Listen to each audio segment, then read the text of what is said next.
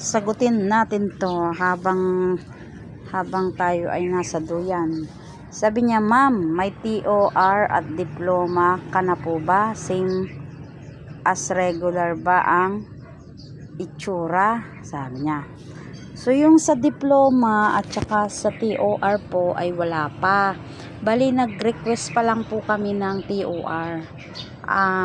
Una po, TOR muna po yung pinapa-request nila kasi sobrang dami nga po ng estudyante. Almost 1,000 po kami nag-graduate noong March 4. That's why po, ang sinabi po talaga nila sa amin is 1 month after graduation or 2 weeks after graduation bago daw po mag-request ng TOR.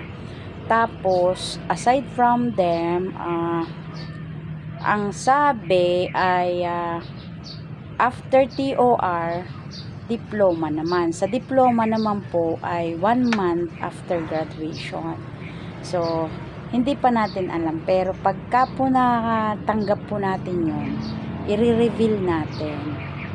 So, sa ngayon kasi,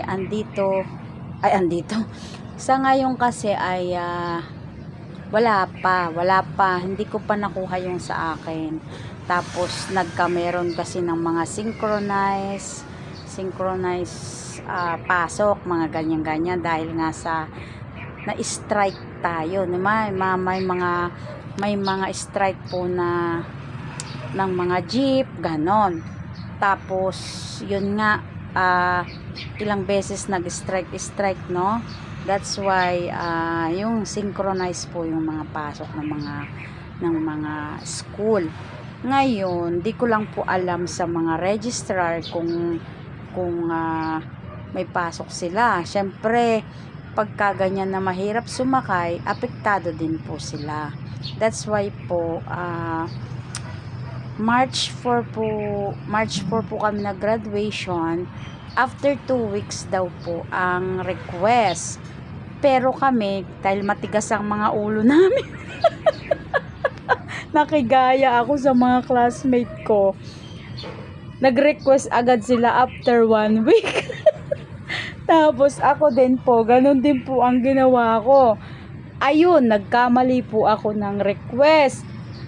Napunta po ako sa regular school. That's why yung request ko na-cancel. Tapos, another request na naman po ako. May bayad pa naman yun. Yung request po is 60 pesos doon sa regular school. Yung TOR yun. Tapos, ay 30 pesos yung anong tawag dito? Yung charge. That's why po, nagbayad po ako ng 90 pesos. Tapos after 3 days po, tumawag po sa akin yung PUP at sinasabi nga na nagkamali po ako ng request. Dapat kasi sa Open University ako. Open U, hindi sa regular school. Ganon, no? So, ang nangyari, another request po ako. So, yung nangyari po ay parang after 2 weeks, kasi after 1 week nag-request, no? So na-cancel.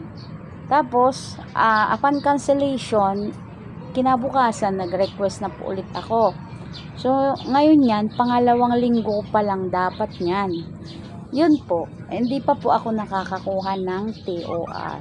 Basta naman po ang sabi sa amin, once approved na or okay na po ay i-message po kami para po kuhanin na po doon sa office or doon sa mismong registrar yung aming TOR. At the same time ay ganun din sa diploma naman po after 1 month po kasi. So nag-request po kami nag-graduation po kami ng March 4, ay di April 4 pa po tayo pwedeng mag-request. Kaya lang po holiday po yon or Holy Week. So magmo-move tayo, ganon. Tapos hindi pwedeng sabay-sabay ang request kasi ang nakalagay doon one at a time lang. So, ganun lang. Yun naman, ang sabi naman po ng ibang mga naka-receive na po ng mga diploma, mga nauna po sa amin, ay same lang naman daw po sa regular school.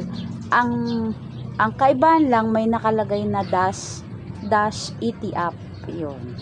Yun lang yung kaibahan po. Pero same lang daw po sa regular school ang TOR nga. Yun.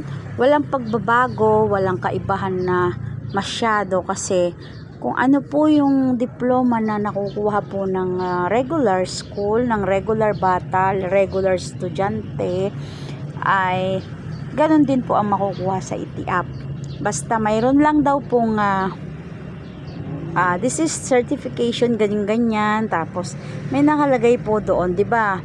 Sa katibayan niya, ganun. May slash lang daw po siya na ETAP. So, hindi ko pa po din alam. That's why, yun po lang yung masasabi ko.